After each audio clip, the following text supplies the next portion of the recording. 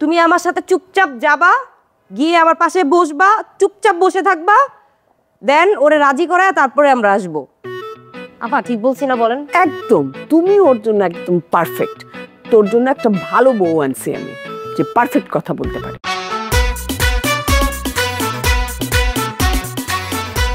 শোন না, একটা সিরিয়াস ব্যাপার নিয়ে কথা বলার জন্য তোদেরকে ডাকছি। কি আপা বলো না। মানে এই যে ছেলেটা, কোন ছেলেটা? সাইফ। ও আচ্ছা। সাইফ কিন্তু নাবিলার ছোটবেলার বন্ধু। হ্যাঁ, একসাথে পড়াশোনা করতো, আর আমরা কাছাকাছি থাকতাম। ওর ফ্যামিলিকেও আমরা চিনি, ওর ফ্যামিলিও আমাদেরকে চেনে। খুবই ভালো সম্পর্ক। তারপর না বড় হওয়ার পরে, মানে ইন্টারমিডিয়েট পড়ার সময় সাইফরা পুরা ফ্যামিলি অস্ট্রেলিয়াতে চলে গেল। তখন থেকে আমাদের সাথে হয়তো যোগাযোগ কম, কিন্তু নাবিলার সাথে ওর যোগাযোগ আছে রেগুলার। নাবিলার প্রতিও তার একটা সফট কর্নার আছে, নাবিলারও ওর প্রতি একটা সফট কর্নার আছে। দুজনকে কিন্তু বেশ ভালোই পছন্দ করে।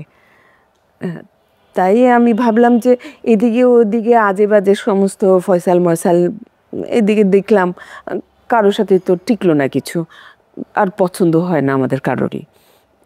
তার থেকে মানে আমি চাচ্ছি যে ওর সাথে নাবিলার বিয়েটা দিয়ে দিতে।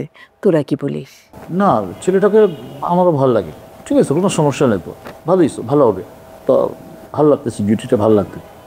তাহলে আর কি, তোরা দুইজন মিলে ওর সাথে এই ব্যাপারে একটু আলাপ কর। হ্যাঁ আপা, আপনি একদম মনের কথাটা বলছেন।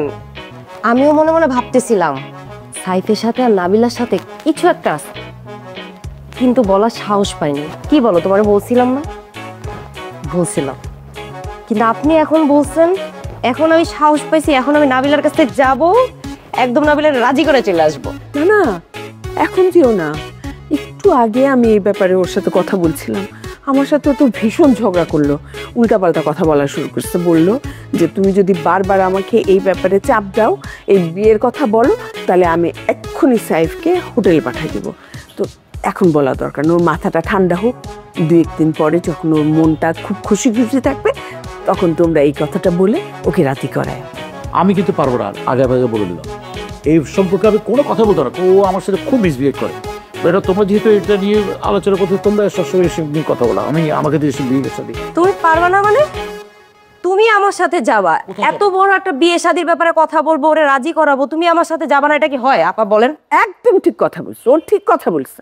তুমি আমার সাথে চুপচাপ যাবা, গিয়ে আমার পাশে বসবা, চুপচাপ বসে থাকবা, দেন ওরে রাজি করায় তারপরে আমরা আসবো।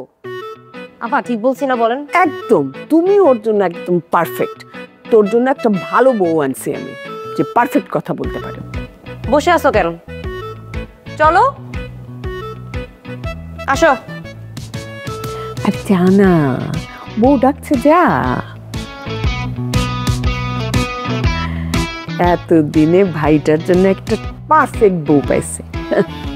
একেবারে সোজা করে রাখবে আমার ভাইকে।